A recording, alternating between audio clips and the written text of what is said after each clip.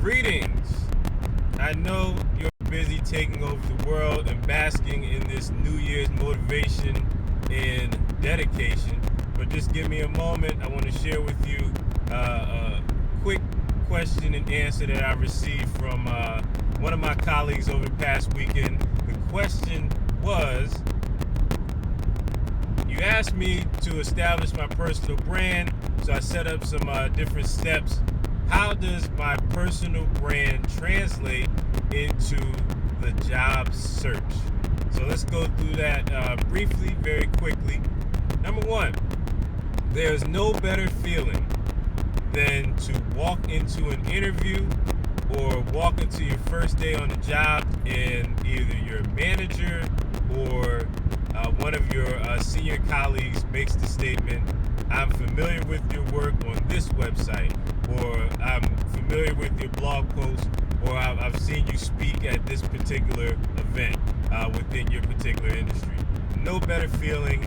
Everything is downhill from there in a positive way. It's going to be an easier transition to that new role because they have some familiarity. There's some comfort level with your skill set. So there's a few things that you can do to actually make that a reality for your personal brand, which is the future of all employment, which is the future of all consulting. Strong personal branding is the foundation moving forward. So until someone mandates that, let's be proactive and put together a few steps. Number one, if you're not a blogger, if you're not a great speaker, the first thing you can do to establish a strong personal brand as it relates to the job search is documentation. You've worked on projects of all types. It's time for you to create many case studies or documentation that outlines your particular work. Now, within this documentation, you want to answer the 5 W's: who, what, when, where, and why.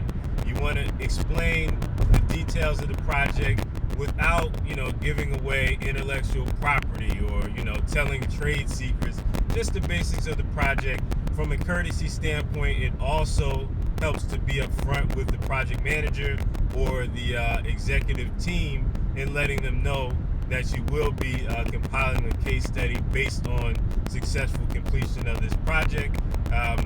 In my experience, that has been well received across the board in most commercial sectors. Federal sector, you may have to get signed off. There's definitely an approval process for that. So documentation is number one. Number two, moving forward with blogging is a very, very, very effective way to establish a personal brand as it relates to the job search. Some blog posts, I won't go into the importance of blogging. I think we all understand that the more knowledge that we share related to our target audience in our target industry, it only increases your value. So let's use this time to give you specific posts that you can concentrate on. It could be problem resolution, or if you're in the technology industry, break fix is a common situation where it increases your overall value because you become associated with that actual issue.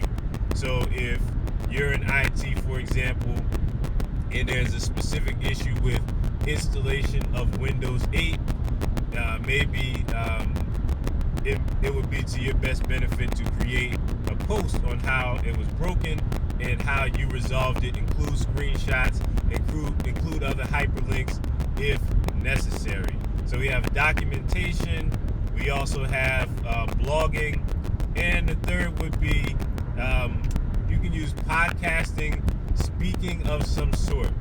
I cannot recommend any higher the value of stepping out there in your community, within your industry, and giving short presentations. The one thing that you have to keep in mind is that you do not have to give an hour-long presentation or session. You can start off with, again, how you resolved a common issue, or how you approach a specific scenario or technology or a new change or wrinkle within your industry. Start off with 10 to 15 minutes, and then you can build up from there and move up to the bigger conferences. I got started as a speaker in that similar fashion way back. But it's always great with the new technology. If I'm learning a new platform, since I'm in the technology, business technology industry, for me to just take a step back and start from the basics, because you can't learn an entire platform in a weekend. So start small, bite-sized morsels, and then build up to the full meal.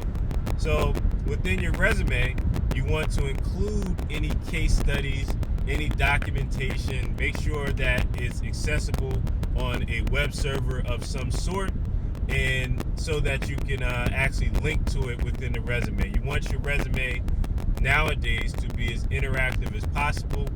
Hiring managers, technical leads, recruiters receive hundreds to thousands of resumes in a given year, dozens within a given month. So you want to make sure that your resume is more than just your jobs and experience listed in a chronological order.